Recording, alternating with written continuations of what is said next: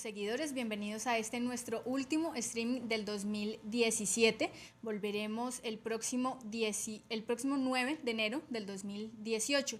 Y para este último streaming del año decidimos iniciar el piloto de lo que será nuestro programa de debates todos los viernes. Bienvenidos a Versus en Dinero.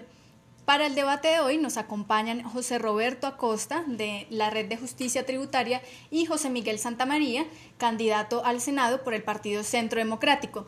Con ambos estaremos hablando sobre el incremento del salario mínimo. Bienvenidos José Roberto y José Miguel. Gracias, Angélica, por la invitación y a todos los que nos estén viendo al otro lado de las pantallas. Muchas gracias, sí, muy contento de estar acá en la revista Dinero. Bueno, quiero, antes de iniciar el debate, también invitar a nuestros seguidores a que nos acompañen y a que participen de este debate votando pulgar arriba o like, me gusta, para si están de acuerdo con las opiniones de José Miguel Santamaría, o corazón o me encanta si están de acuerdo con las opiniones de José Roberto Acosta. Además, en los comentarios esperamos que nos argumenten sus posiciones para alimentar este debate. Bueno, ahora sí, para empezar, quiero preguntarles, empecemos con José Miguel, ¿cuánto debe ser el incremento del salario mínimo para el 2018 y por qué? Bueno, miren, yo creo que el tema es una pregunta que no es tan sencilla, tomar la decisión de cuánto debe ser la subida del salario mínimo, porque yo creo que tiene que haber muchos temas desde hace mucho tiempo que no se han tenido en cuenta para esto. Normalmente, el salario mínimo debería subir la inflación, pues para recuperarle lo que ha dejado de capacidad de consumo la persona que tiene ese salario mínimo, y hay unos puntos adicionales o un punto adicional o algo adicional que le dan generalmente a las personas. En este caso, los industriales están ofreciendo el 5.1 y las centrales obreras están pidiendo un 9%. Yo pienso que ese salario tiene que estar más por los lados del 5.1, de golpe un poquito más por encima de crecimiento, porque yo creo que este año en particular ha tenido una ventaja en los consumidores, que ha sido el tema de los alimentos. Así como los alimentos el año pasado tuvieron un aumento muy alto, ¿cierto? Que eso es lo que más impacta tal vez el consumo de las personas. Este año los alimentos han tenido un aumento muy, muy por debajo de lo que va a ser la inflación del año. Entonces yo creo que si se lograra alrededor de un 5.5 de aumento, sería un aumento que sería bueno tanto para las industrias y para las empresas, como podría ser para los trabajadores. José Roberto, ¿de cuánto debe ser el aumento salarial? Pues Angélica, yo sí quiero ser concreto. Yo estoy con los que representan a los trabajadores, cercano al 9%.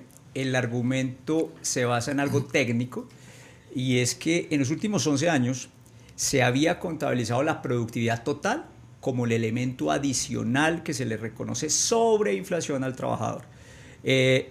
Ajustar a inflación no es subir el salario, Miguel, es ajustarlo. Sí. Es lo que se agrega al componente inflacionario, realmente lo que se reparte la torta económica al trabajador. En los últimos 11 años de esa torta económica dejó de repartirse al trabajador cerca de un 13,5%. Escúchese bien, en los últimos 11 años la productividad del trabajo estuvo por encima de la productividad del capital en 13,5%. ¿Qué han dicho las centrales obreras? Oiga, ya que nos han hecho conejo en 11 años, con el 13,5, reconózcanos parte de ese incremento en productividad que ha superado al de los empresarios. Así que pongamos las cosas claras sobre la mesa. Esto es cómo se reparte la torta. Y en una esquina están los empresarios. Hago parte de empresas, pertenezco a juntas directivas y sé lo difícil que es hacer empresa en este país, pero en el otro lado también están los trabajadores, que son quienes con su salario alimentan la demanda agregada a la economía. El 80% del crecimiento económico se deriva de la demanda de los hogares. Así que, ¿por dónde debe estar el salario? Miguel dice que cerca al 5,1 que proponen los empresarios. Yo me pongo cerca al 9%, argumentando técnicamente que lo que se busca es compensar un rezago de productividad no reconocida a los trabajadores en los últimos 11 años, eso significa que el salario mínimo, que hoy está en 737.000 pesos, debería estar, si reconociéramos esos rezagos de productividad, en 824.000 pesos. Eso equivale a que le han hecho conejo a los trabajadores del salario mínimo en los últimos 11 años en 18 billones de pesos. Es decir, por cuenta de la mala utilización de la productividad, asumiendo la productividad total y no la productividad laboral, se le hizo conejo a los trabajadores en estos 11 años por 18 billones de pesos. ¿Cuándo se va a reconocer eso? Pues probablemente no, y con esto termino, Miguel, probablemente no se les va a reconocer porque el gobierno esto lo va a decidir por decreto. Este debate va a ser muy entretenido, pero aquí no vamos a sacar nada. Aquí va a venir el señor Mauricio Cárdenas y con decreto firmado por Juan Manuel Santos dice: el salario va a ser lo que digan los empresarios, como ha sido casi la constante durante este gobierno, porque sociológicamente, políticamente, ideológicamente, pues el Estado siempre ha sido patrocinado por los empresarios y son los que tienen el poder y el sartén por el mango. Pero mire, yo creo que, primero que todo, creo que este debate sí es interesante porque uno tiene que entender todo el tema político y económico que está pasando en el país. José Roberto puede tener mucha razón en muchos de los datos que está dando. Lo ideal, que los trabajadores tengan mucho más recursos para gastar. Claro, y yo soy un convencido de que el tema del consumo y fomentar el consumo es clave para la economía. Pero también uno tiene que ponerse del otro lado, y no me estoy poniendo del lado de los empresarios, me estoy poniendo de otra frase que usted dijo sobre lo difícil que es hacer empresa en Colombia.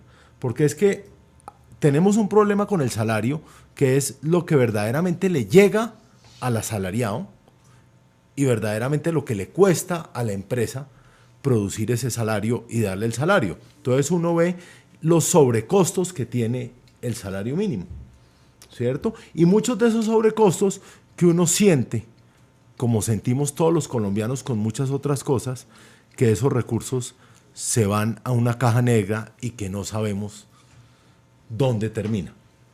Y le voy a poner un ejercicio, y yo voy a poner tal vez uno que es el que menos se ha dado cuenta la gente, y yo voy a poner lo que se manda a las cajas de compensación familiar. Las cajas de compensación familiar hoy en día son unos entes muy robustos y son unos entes con un poder económico inmenso, sin dueño, ¿cierto? El 4% del valor del salario que se entrega al trabajador, la empresa tiene que mandarlo a las cajas de compensación familiar. Y yo me pregunto, oiga, ¿por qué las cajas de compensación familiar se la pasan haciendo cosas de diversión y de entretenimiento para los estratos altos? Si lo que tenían que hacer es para los estratos bajos. ¿Es que les está sobrando plata? ¿Es que los estratos bajos o la gente más necesitada ya tiene totalmente organizado su tema de diversión y de entretenimiento? No, no es así. Pero uno ve en los estratos 6 y en los estratos 5 las cajas de compensación familiar gastándose toneladas de plata haciendo sitios de entretenimiento donde la gente puede ir a clubes sociales, donde la gente tiene muchas más facilidades para tener diversión. Entonces, toca un tema clave ahí, es el sobrecosto del salario y las prestaciones. Entonces, voy a poner un ejemplo adicional. Eso es uno de los ejemplos que hay ahí. Pero hay otro ejemplo adicional que es demasiado relevante, porque pues acá hablamos de historia y vemos que durante los últimos años usted cuenta de lo que ha perdido de golpe el trabajador en valor adquisitivo y lo que no le han reconocido en productividad. Pero también si uno mira durante los últimos años y pongámonos a pensar qué nueva empresa ha venido a invertir en Colombia. O sea, cuando yo estuve en México el otro día, entonces yo veo, por ejemplo, que Audi, voy a poner el ejemplo, Audi, la Q5, que es la camioneta esa que se vende acá. Una fábrica de Q5 que no la compra nadie con salario mínimo, ¿no? Estamos hablando de otros lo que yo estoy diciendo es que la Audi, la Q5, se produce en México. Es un carro alemán, pero se produce en México. ¿Por qué se produce en México? Pues porque seguramente allá en México tienen unas mejores condiciones para que la gente y para que estas industrias puedan llegar allá. Acá tenemos un problema con el tema del salario y con el tema de golpe de los parafiscales, no con el salario, pero con el tema de los parafiscales. Porque acá hace cuánto que no llega una industria. Acá lo único que ha llegado de inversión extranjera en los últimos años ha sido compra de compañías ya establecidas. Pero que acá, hemos dicho, ¿cuántas farmacéuticas se han ido? ¿Cuántas compañías ensambladoras, industrias se han ido. O sea, acá está pasando algo raro en la economía, que no estoy diciendo que sea lo que le llegue al trabajador al final, ¿cierto? Pero sí es los costos inherentes que está teniendo para los empresarios producir. Pero mire, aquí hay algo que puede malinterpretarse y ojalá esté malinterpretándolo yo a usted para llegar a alguna cosa práctica. Y es que nos están vendiendo la idea de que ser empresario es terrible. Yo soy empresario y claro, es terrible. Si uno es desorganizado, como le ha sucedido a muchos sectores económicos en Colombia, desaparecen.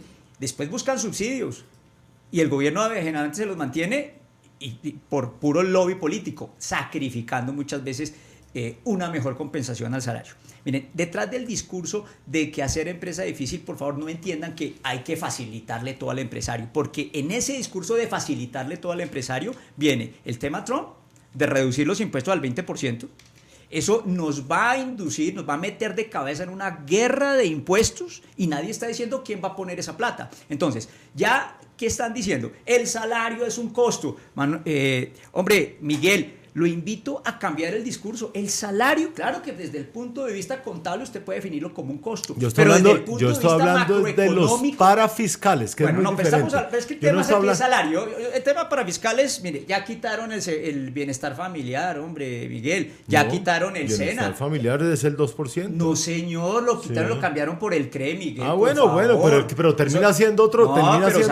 Y ya quitaron el CRE en la última reforma tributaria. O sea, ilustremos a los que nos están viendo acá, porque ya los parafiscales dejaron de ser un componente importante. Estoy de acuerdo con usted, las cajas de compensación familiar, oiga lo que voy a decir, son una mafia, una rosca, eso es una burocracia paralela de la que muchos políticos usufructúan puestos y votos. Ojo con eso, y está con nombre propio los dueños de Cafán, los dueños de Colsubsidio, los dueños de Compensar. Ojalá desde el punto de vista político se le ponga el dedo en la llaga a esa mafia de las cajas de compensación familiar. Yo no iría tan fuerte. Bueno, por eso nos diferenciamos en algunas cosas. A discutir y hablar mal de la gente. Pero usted estoy diciendo, simplemente estoy hablando de esto se mueve por gente. Aquí pongámosle, si algo me caracteriza es que yo le pongo nombre y apellido a las cosas y no nos quedamos ahí en lo etéreo y con el vasito de whisky diciendo cómo es de corrupta la gente. Entonces, pero cerremos el capítulo de las cajas de compensación familiar porque aquí lo que nos convoca es el salario. Entonces, primero, invito a que no pensemos el salario como un costo.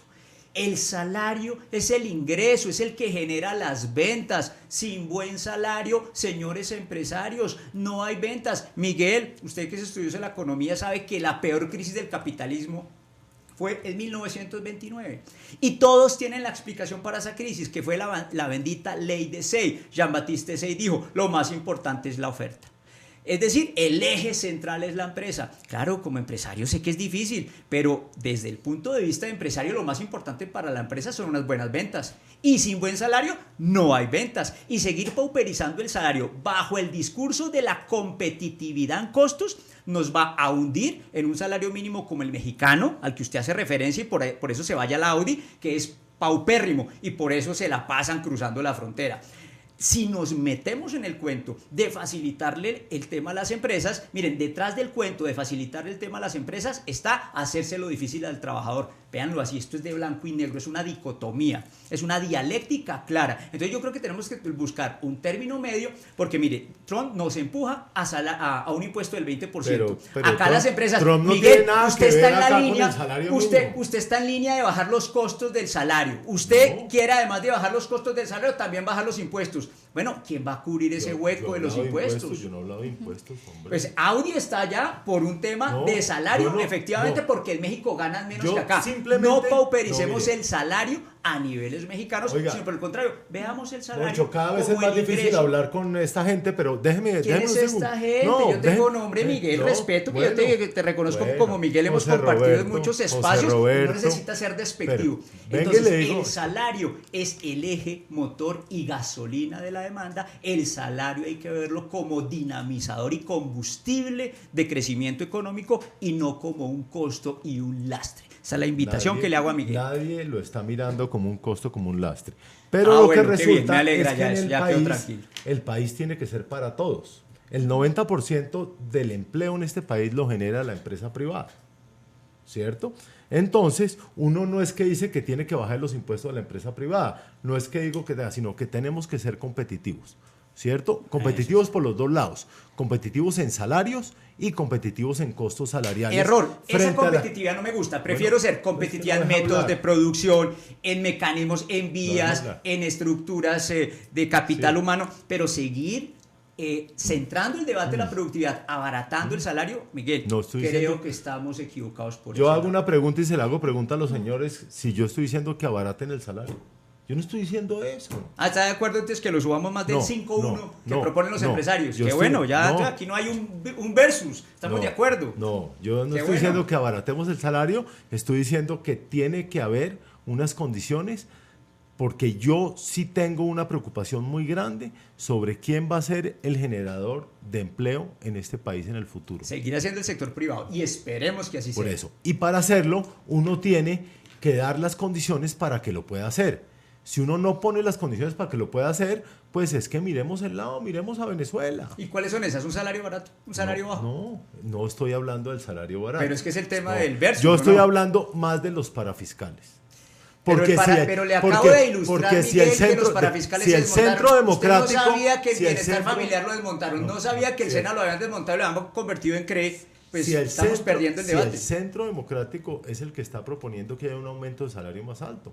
Y eso está dentro de la propuesta de ahorita de este ¿Y qué candidato a posición la tienen presidencia. respecto a hoy? Hoy, 15 de diciembre, ¿qué dice No. el Centro Democrático? ¿Se ubican No, con porque- el 5-1 o se ubican con el 9? Porque lo que Hoy, pues, lo a que ver, Miguel, no concretemos. no, Hoy, ¿qué no, decide el Centro Democrático? No yo toma posición. No. No es yo- políticamente que correcto. no me deja hablar. No, pues Bueno, No no me deja hablar. revolvemos. No, es que no me deja hablar. Sí, no, es quién que sabe, pasa tal lo vez a mismo. lo mejor. Siempre que uno habla con mamertos es la misma vaina. ¿Quién es el mamerto, Miguel? Pues usted. No, hombre, no, respete, Miguel, tranquilo, fresco. Venga, pero déjeme hablar, Pero es que no me diga mamerto. No, pero acá, porque pero ¿de dónde sacan el hablemos, mamerto? pero hablemos. No, pero sin ofensas ni Hablemos, adjetivaciones, saque hablemos, cifras. Si usted no hablemos. sabía que el bienestar familiar desapareció como contribución y que el SENA desapareció como contribución, pues me da pena, pero eso no es de ser de mamerto, simplemente no? es leer el periódico. ¿Por qué no hablamos? Dejemos los adjetivos ¿Por qué no? personales. Bueno, ¿por qué Concentremos no en el hablamos? salario, Sí. que es el tema. Pero déjeme Pregunto, hablar. ¿al 5 o al 9? Ponga No. una posición. Voy a decir, Yo digo que el para el 9. Centro Democrático está proponiendo.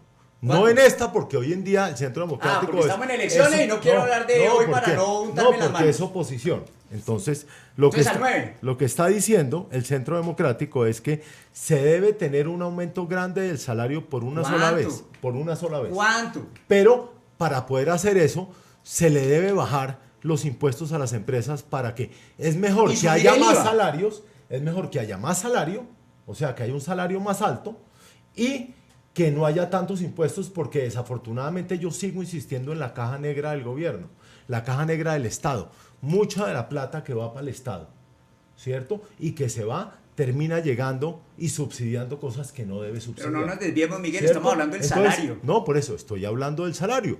Es que esa es la propuesta. La propuesta ¿Cuánto? es ¿5 o tener- 9%? No, en este aumento yo estoy diciendo que debería ser por el lado del 5.5, que ya lo perfecto. dije. Está por el lado mínimo del tope máximo de los estoy empresarios. diciendo que el Centro 5.5. Democrático a través de Miguel Santa María dice que el salario debe subir máximo el 5.1. Es un tema mío, no del Centro Democrático. Pero acabo de decir que Bueno, el Centro ambos Democrático están, es una El propuesta. Centro señalando Democrático varios tiene puntos. una propuesta.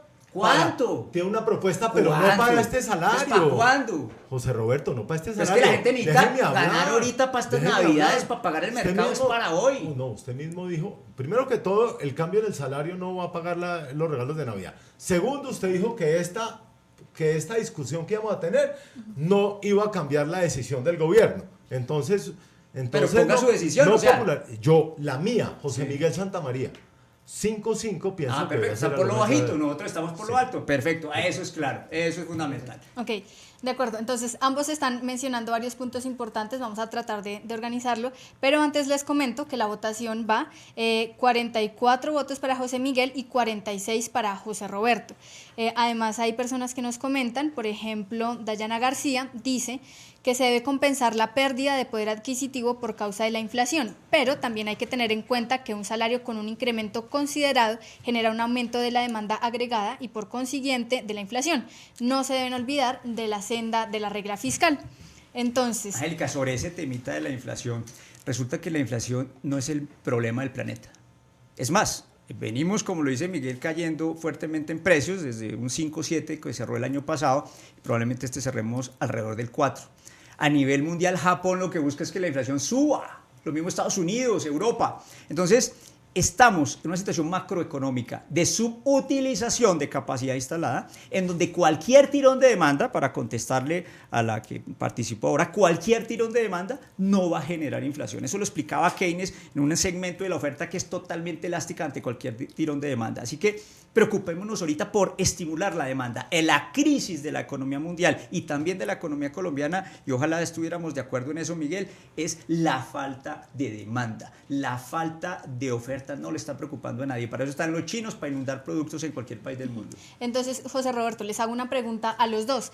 ¿Qué tanto nos vamos a demorar en diluir, digamos, en la economía los efectos de la indexación que tiene el salario mínimo? Porque recordemos que ayer en la Junta del Banco de la República ellos mismos advirtieron que todavía teníamos estos efectos sobre la inflación y por eso es que la básica subió tanto en noviembre. El tema de la indexación tiene su historia, arrancó con la UPAC en su momento, la Unidad de Poder Adquisitivo, que se le inventó Lashley Kerry para evitarle el anatocismo en materia de crédito hipotecario, y entonces se hablaba de la upaquización de la economía y anclaba al resto de precios, y tuvimos inflaciones hasta el 34% en 1982. Con la Constitución del 91 se concentra el control monetario en el Banco de la República y su autonomía, y la inflación baja a un dígito, y la inflación ha dejado ser el problema. El mundo, vuelvo y repito, y me caso con esa tesis, no nos preocupemos por la inflación, no nos preocupemos por la inflación. Hay un debate entre Friedman, a quien admira mucho Miguel Santamaría, y Lord Maynard Keynes, con quien yo me caso. Decía Milton Friedman, ojo, que en el largo plazo va a haber inflación, y Keynes le contestó tan sabiamente, señor Friedman, en el largo plazo, eso fue con Hayek también, en el largo plazo todos estaremos muertos. En este momento la coyuntura exige demanda, el salario debe mirarse como un dinamizador y motor de la economía, no como un lastre.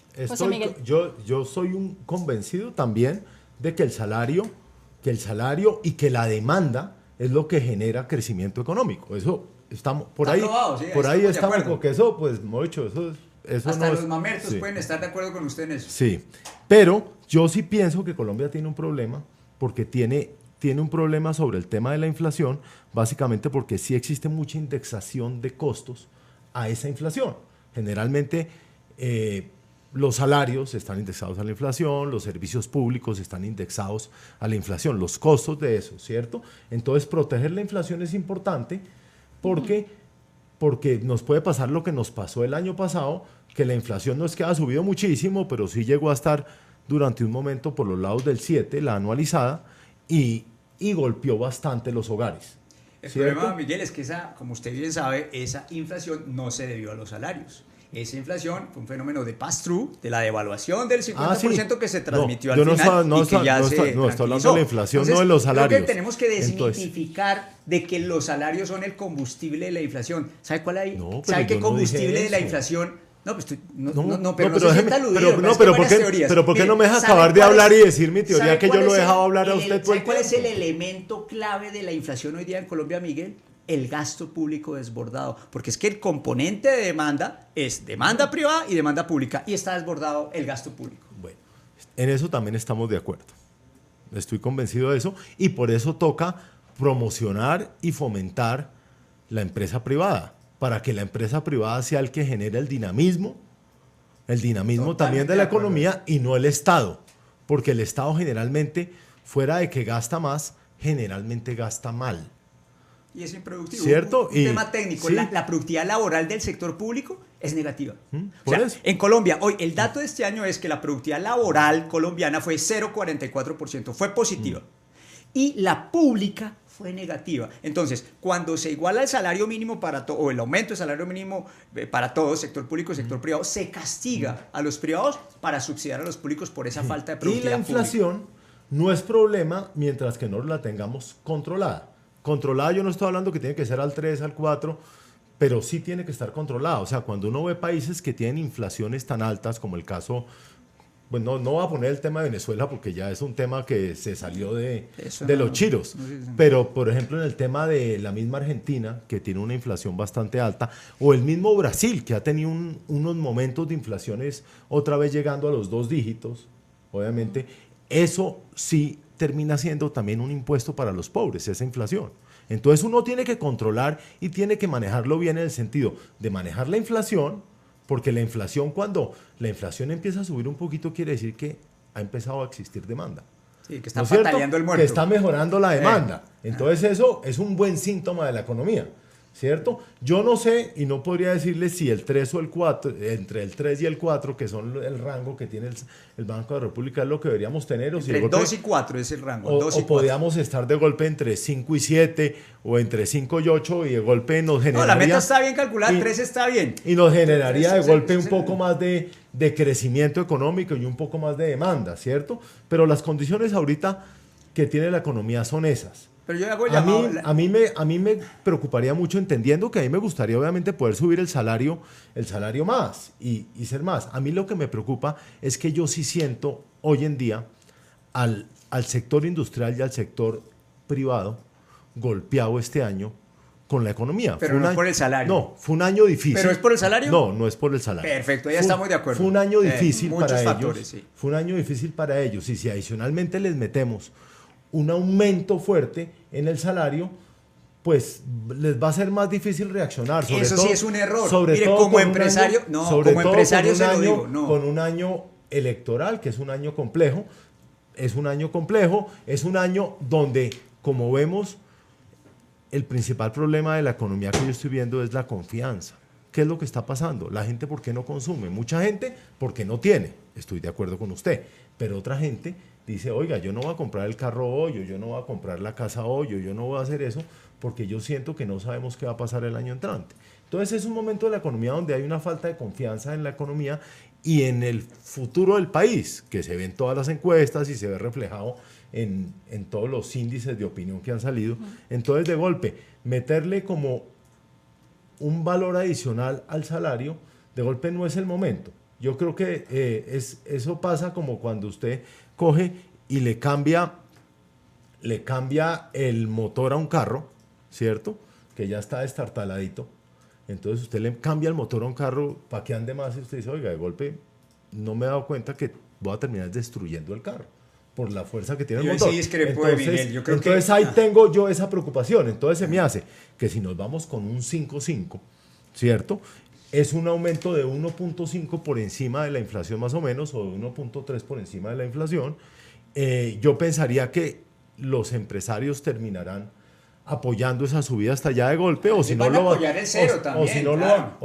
a hacer por decreto el gobierno, ¿cierto? Pero tenemos que tener bien montadito el tema y bien montadita la economía para poder hacer ese aumento de salario alto, que yo considero que se debe hacer, pero se tiene que hacer en un momento en que la economía esté más robusta y lo soporte. No, yo sí discrepo y entiendo a Miguel que debe ser políticamente correcto en momentos de elecciones, pero es este momento, es que es el aquí y el ahora donde necesitamos ese startazo de demanda agregada. ¿Sí? Necesitamos mejorar la capacidad adquisitiva del colombiano. El ingreso per cápita del colombiano es apenas $5.650. Mísero $5.650. Versus 60.000 de los norteamericanos o 50.000 de los alemanes. Es decir, aquí siempre se nos dice, oiga, es que el trabajador le falta productividad. Pues hombre, cuando usted gana el mínimo, le toca trabajar 18 horas al día. ¿Con qué tiempo le queda para cuidar a los chinos que andan hasta metidos en droga por la falta de cuidado de papá? ¿Cómo vamos a competir con un alemán que habla 3, 4 idiomas, mide 2 metros, está mejor alimentado y el Estado le ayuda y le cobija salud y educación? Acá, Miguel, el error no es de ahora, es de hace 30 años. Es de gente que usted conoce, Partido Conservador, Partido Liberal, Centro Democrático, Partido de la U. Esto es un tema que venimos arrastrando de hace mucho tiempo. Acabamos de detectar que le han hecho conejo a los trabajadores, repito, en 13,5% de productividad. Pensar que eso es un lastre para las empresas, mire, como empresario se lo digo, lo mejor es tener gente con buena capacidad adquisitiva que haga fluir las ventas. Es en las ventas, es en la demanda donde circula la sábila de la economía. Ahí están las dos posiciones. Quienes consideran que el eje central es la oferta, dándole las condiciones enormes y favorables a la empresa. Mire, aquí se habla de seguridad. Ustedes en el Centro Democrático, el senador Uribe siempre ha hablado de la seguridad empresarial, o ¿cómo llaman eso? De la estabilidad jurídica para las empresas. Yo sí me pregunto si una madre cabeza de familia ha tenido estabilidad alguna vez en su vida. Hombre, Miguel, es que el capitalismo se caracteriza precisamente por la inestabilidad, por la libre competencia, ¿sí? Por la capacidad de acomodarse cada uno de los que participan en esa competencia a las reglas. Esas son de las perversiones que se han inculcado en este país, darle contratos de garantía tributaria a los grandes grupos económicos. Son los únicos que en este país tienen seguridad. Tienen algo fijo a 5, a 10, a 15, 20 años. Pero resulta que en el mundo de la empresa uno tiene que estar supeditado a ser realmente un anfibio volador, a poderse desempeñar en agua, en tierra y a volar. El trabajador, en cambio, sí le toca. Si le toca irse a pie o en Transmilenio o en camión, hágale. Y con el salario mínimo que tenemos hoy día, definitivamente vamos a seguir siendo, efectivamente, lo que ha resultado de 30 años de gobiernos absolutamente de línea neoliberal. Han visto cómo ¿sí? Lo dejo hablar, ¿no? Sí, pues es que menos mal Miguel, porque eso de visto? decir que el bienestar familiar y el SENA sigue siendo contribución lo hizo quedar muy mal. ¿Han visto Entonces, cómo lo dejo para hablar, rematar no? y para No, que no, hable no, Miguel, no. para que hable y rematar, mire, pensemos, insisto, el salario es un motor, no un lastre para el crecimiento. Se debe alimentar el salario, se debe nutrir de esa sábila a la planta, de lo contrario vamos a seguir marchitando la economía. Hay otro tema, qué pena, pero yo creo que hay otro tema que también tiene que ser tenido en cuenta, que es el tema de la normalización.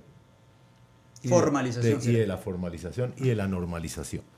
Y es que cada vez vemos que hay demasiado empleo informal. Entonces tenemos que también saber cuál es la razón de que haya tanto empleo informal, ¿cierto? ¿El alto salario lo considera como fuente de esa pues yo informalidad? creo que puede ser uno de los factores. Yo sí considero ¿En que qué puede, porcentaje? Que puede, no puedo decirlo, pero sí puedo.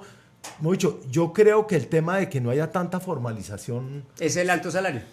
Una de las razones es el alto salario. Ok, yo discrepo de eso y ya haré otra de las comentarios. razones de eso es los altos costos para fiscales, más que Pero si más ya que están lo del desmontados, salario. Miguel, el SENA y bienestar familiar no existen, Miguel. Pero eso es un 5%, hombre. Eso es un 5%. Quitemos las cajas de compensación, estamos de acuerdo. Quitemos ese 5%, ¿cierto? Entonces, ¿qué es lo que está pasando?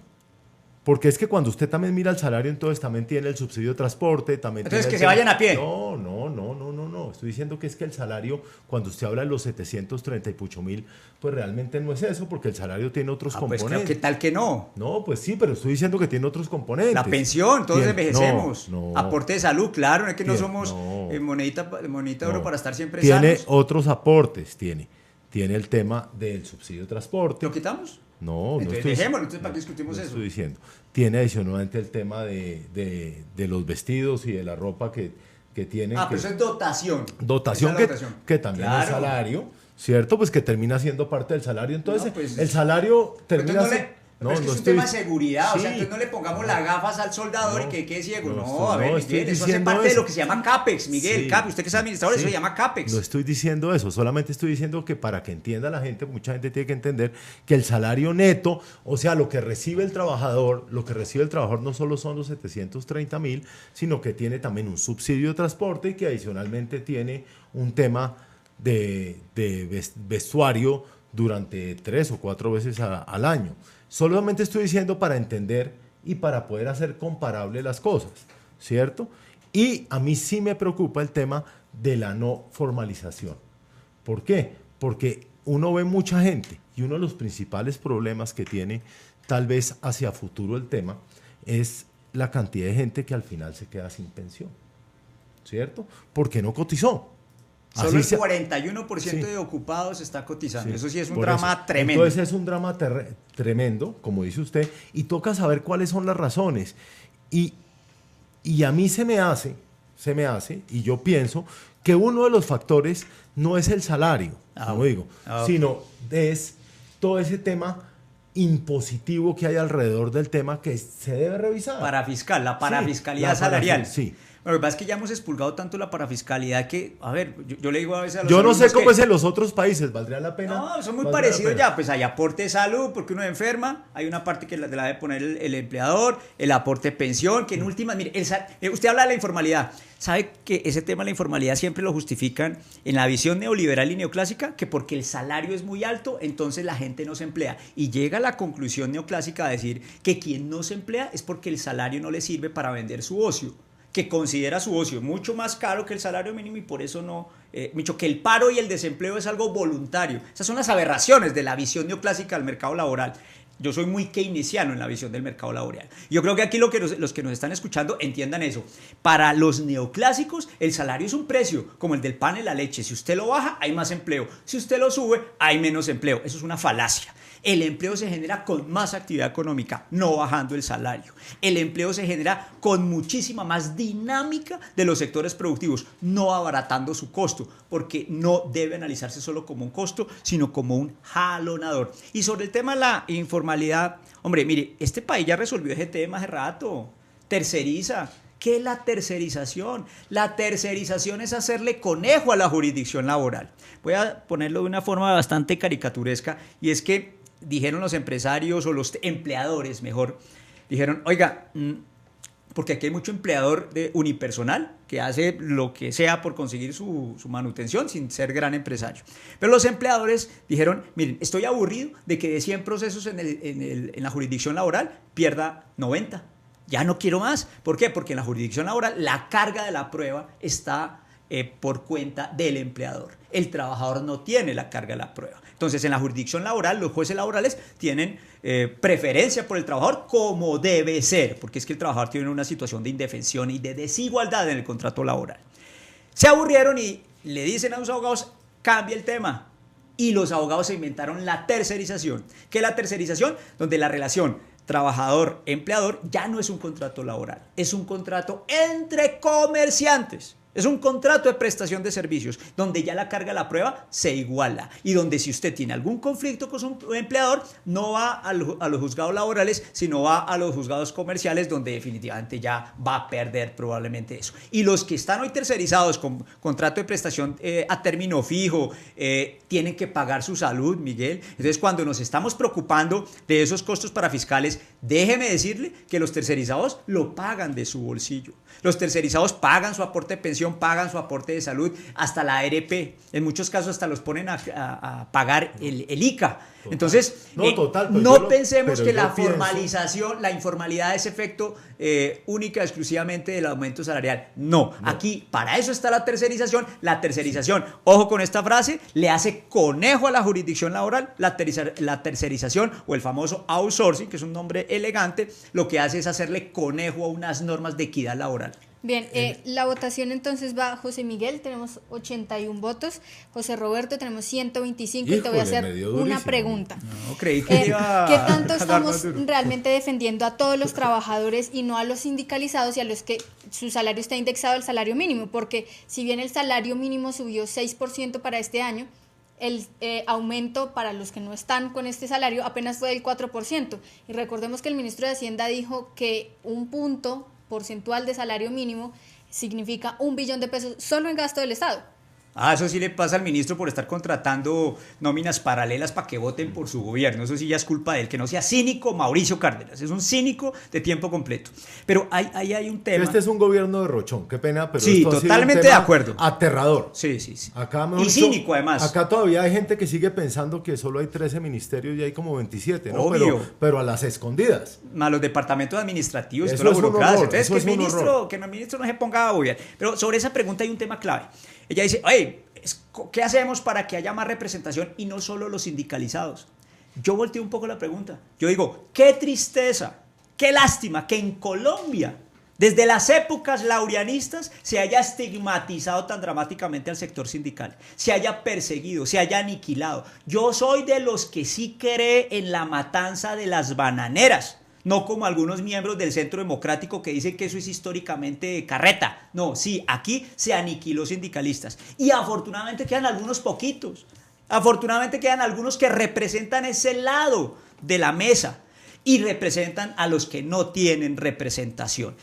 No sé si con eso absuelvo la inquietud. Yo creo, por otro lado, que esta mesa de concertación laboral que hay todos los años a final de año, donde se sientan los sindicalistas y donde se sienta el gobierno. Creo que los empresarios y el gobierno, pues porque también está sentado el gobierno, creo que solo ha habido como 1 o 2 o 3 veces en que se han podido poner de acuerdo. De resto no se han podido poner de acuerdo y lo que hace es exacerbar de golpe muchos Las sentimientos. contradicciones, claro. Y unos temas complejos. Yo creo que era un tema que de golpe ni debería existir, ¿no? No, eso, la lógica del capital implica contradicción entre capital y trabajador. O sea, eso no lo vamos a eliminar, pero el Estado tiene que tratar de mediar eso. Lo que pasa es que si el Estado toma partido por los empresarios, miren, recordemos históricamente, hace 4 años los empresarios dijeron, estábamos dispuestos a subir el 6,3% y lo pusieron en un papel. ¿Saben qué hizo el gobierno? Subió por debajo de lo que dijeron los empresarios. Eso fue algo grosero. O sea, él ni siquiera le hizo caso a los empresarios, sino de una forma casi altanera, agresiva contra los trabajadores. El gobierno Santos los atropelló. Porque el gobierno tiene ese problema del que hablábamos anteriormente, que hoy en día el gobierno en la mesa de concertación laboral es juez y parte. ¿Y por qué es juez y parte? Porque tiene una cantidad de empleados. Sí. Entonces, de alguna manera, cualquier punto adicional que se esté subiendo o bajando le va a representar a él una diferencia sobre un presupuesto que ya pasó. ¿Cierto? Entonces le va a desbarajustar las cuentas. Entonces, de alguna manera, el Estado es juez y parte y eso es un tema complejo. Y los gobernantes siempre han respaldado a quienes les han patrocinado las campañas. Entonces, una campaña patrocinada por empresarios obviamente va a secuestrar a los gobernantes para que al final decidan a favor de los empresarios. Eso es supremamente complicado porque le quita objetividad y esto se convierte en un tema político. Por eso la controversia tan abierta y álgida que hemos tenido con Miguel. Esto es de posiciones políticas. Algunos jalan para el lado de los trabajadores, otros jalan para el lado de los empleadores. Yo creo que hay diferentes maneras de jalar para el lado de los trabajadores.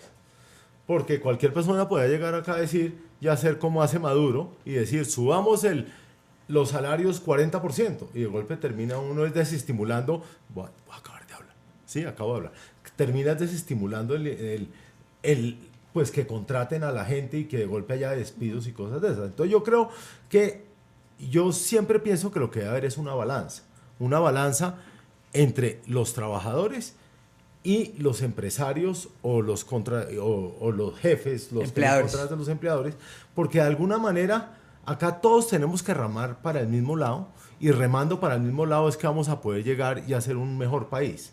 ¿Cierto? Lo que pasa es que cuando le hacen conejo a los trabajadores, repito, de productividad 11 años, no puede 13%. Estar en un solo sitio ni en el otro sitio, sino uno tiene que mirar es qué es lo mejor para el país. Eso es cierto, es bueno a veces pasar la orilla, mojarse un poquito en el río y mirar las cosas desde la otra perspectiva. En ese aspecto estoy de acuerdo con Miguel, le hago una invitación a que se lance al lado a veces de los sindicatos y de las centrales obreras que de manera legítima propenden porque se les reconozca algo que no se les reconoció en los últimos 11 años y fue una ganancia en productividad del sector laboral de 13,5%. Repito, son 18 billones de pesos a los que le hicieron conejo a los trabajadores del salario mínimo. Esto es un tema que tiene un componente técnico. Si uno hace girar el debate alrededor del componente técnico, puede lograr esos consensos o por lo menos esas opiniones lo más objetivas posibles. Y cabe anotar, qué pena, yo sigo porque es que sobre el mismo tema, es que este año, adicionalmente, para el tema del gobierno, hay un tema adicional, que este señor, ministro de Hacienda, nos sobreendeudó, derrochó una cantidad de plata, comprometió una cantidad de recursos a futuro. Entonces, hoy en día el gobierno está mucho más maniatado de lo que debería estar para una toma de decisión de estas. Y los hogares, entonces, hoy en día es una contraparte muy complicada. Y adicionalmente, los mismos hogares, y no solo los hogares, sino también muchas empresas y muchos empresarios están sobreendeudados. El nivel de endeudamiento históricamente es más alto que el de la crisis del 99. En una situación del país bastante compleja, porque estamos, yo no digo que en una sin salida, pero estamos en una situación en que cualquier medida que se tome, donde no se miren todos los aspectos que se deben tomar en cuenta para tomar esas decisiones, pueden generar un efecto cascada que puede ser más complejo. Entonces, lo que digo yo es, debemos ser muy conscientes de la encrucijada en la que está el gobierno y el nuevo gobierno que llegue, sea un gobierno de centro, o sea un gobierno de izquierda, o sea un gobierno de derecha, por la situación fiscal en la que está el país. La conciencia puede ser la conciencia que jala para el lado de los empleadores, la conciencia que jala para el lado de los trabajadores. Un datico, de cada 100 pesos, hoy una familia promedio colombiana gasta 32,8 pesos para pagar deuda. y para comer el 28%. O sea, está destinando más para pagar deudas que para comer. Bueno, la votación va entonces 91 votos para José Miguel y 172 para José Roberto. Y les hago una pregunta entonces, ya que ambos están de acuerdo sobre la informalidad laboral y los costos que tiene esta. No. Estamos discrepando. Para Miguel, el tema de la informalidad es porque el salario es muy alto. Digamos, ambos están de acuerdo yo en no que dije la eso. informalidad Dije debe que disminuir. uno de los factores podía ser ese. Es menos importante. Bueno, están de acuerdo los dos en que la informalidad tiene que disminuir en el país, eso estamos es de acuerdo, fundamental. está entre 46 y 50% dependiendo la medida que se utilice. Sin embargo, pues está uno de los argumentos de la informalidad es precisamente el salario, los parafiscales, los costos adicionales que tiene, en fin. Entonces, ¿qué tanto realmente debe pesar el cálculo de la productividad y de la inflación dentro de este cálculo del salario mínimo cuando pues tenemos unos niveles de informalidad tan altos? Pues el debate, yo creo que son los dos elementos que hay que discutir desde el punto de vista técnico. Inflación, la pregunta es si la inflación pasa o la esperada. Yo soy amigo de la esperada, ¿sí? Y el otro componente es el de productividad, que afortunadamente con el auspicio de Justicia Tributaria y Sede Trabajo, que hizo un juicioso desarrollo de investigación, se determinó cómo hay un conejo de 13,5% de productividad. Vuelvo, insisto, por eso por primera vez tal vez el 9% no es tan descabellado como se veía en unos antiguos años. ¿Sector público o no? El problema es total, pública. Entonces castigaríamos mucho más al sector privado, pero el análisis fue con base en DANE, que no distingue entre productividad pública y privada. Y para rematar un poco eso, la informalidad se elimina no bajando el salario, no, se hace cumplir la ley. Alguna vez en una oficina una señora gritándole a su muchacha servicio por el teléfono: ¿cómo usted me dejó enfriar las lentejas? No planchó bien la camisa a mi marido. Yo, espérate, deja de gritar, que nos estás generando problema aquí en la oficina. Pero José, es que yo a esta señora le pago hasta el mínimo, ¿puedes creerlo? Que le pago el mínimo y no es buena muchacha de servicio. Yo, por Dios santo, aquí en este país pagar el mínimo es como una especie de lujo, como si estuviera dándole una concesión a la ley. Empecemos a cumplir la ley. Lo que pasa es que la mayoría de contratos laborales son contratos de adhesión. Usted los firma y no corrija nada. Usted no puede decir: ay, no, qué pena, el artículo F es de llegar a las 8 de la mañana. Pero acá o en todas partes del mundo.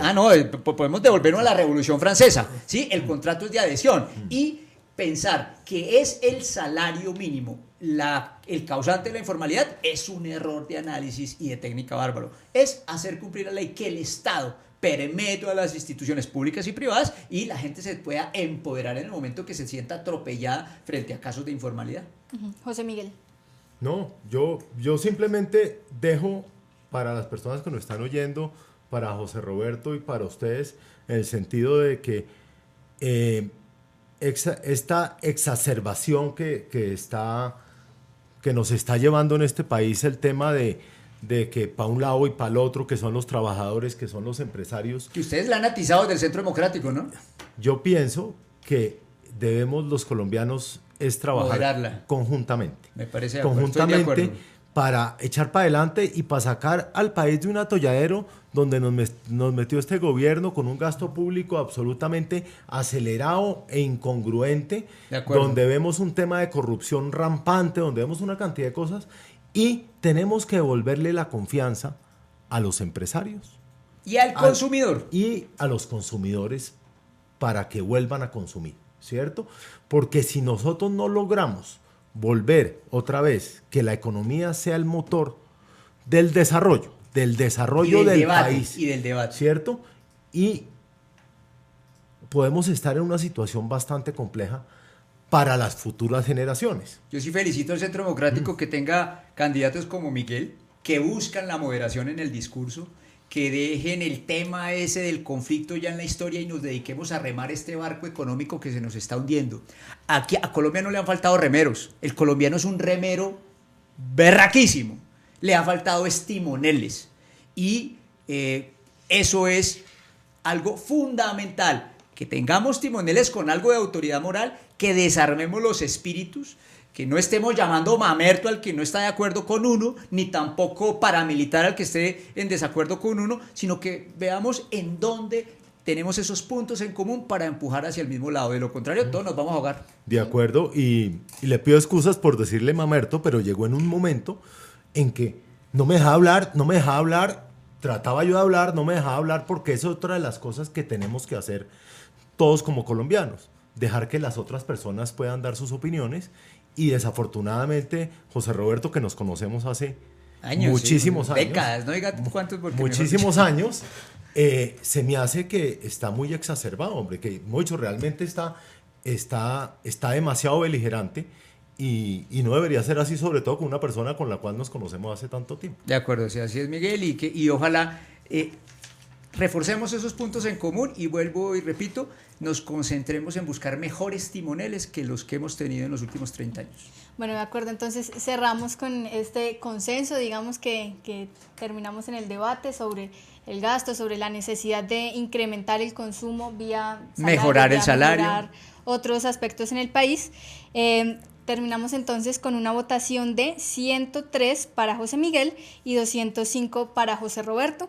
A todos nuestros seguidores, muchísimas gracias por participar, por todos sus comentarios y les recordamos entonces que volvemos el 9 de enero del próximo año y que el espacio de Versus se realizará todos los viernes. Muchísimas gracias, José Roberto y José Miguel. Gracias, Angélica, Miguel, a todos al otro lado. Muchas gracias a todos por habernos oído y aspiro después estar en una mejor votación la próxima vez.